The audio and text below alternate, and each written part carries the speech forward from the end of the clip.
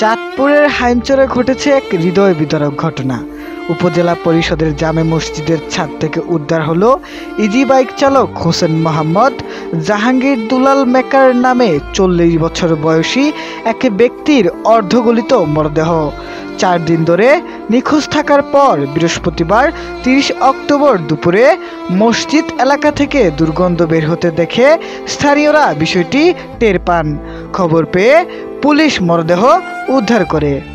নিহত দুলাল maker algae Durgapur দক্ষিণ ইউনিয়নের পূর্বচর কৃষ্ণপুর গ্রামের হাসিব মেকারের বড় ছেলে। পরিশ্রমী শান্তশিষ্ট এই মানুষটি ইজি বাইক চালিয়ে সংসার চালাতেন। গত ২৭ অক্টোবর ফজরের নামাজ পড়তে বের হওয়ার পর থেকেই তিনি নিখোঁজ ছিলেন। সেদিনের পর জীবিত দুলাল আর ফেরেননি ঘরে, ফিরেছে তার মরদেহ।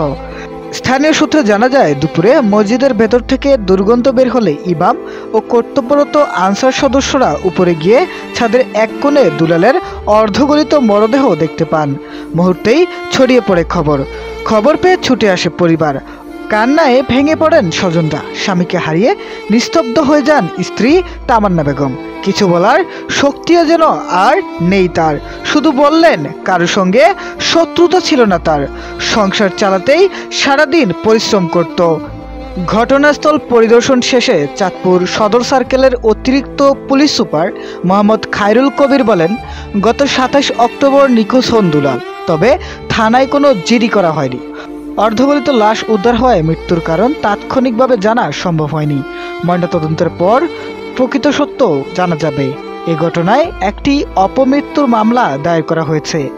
একটি সাধারণ দিন, একজন সাধারণ মানুষ যার জীবনের শেষটা হলো নিঃসঙ্গ মসজিদের ছাদে, আর ঘরে অপেক্ষায় ছিল পরিবার।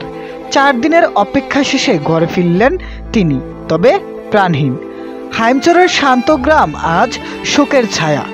প্রশ্ন, কিভাবে, কেন এই মৃত্যু? উত্তর এখন সময়ের অপেক্ষায়।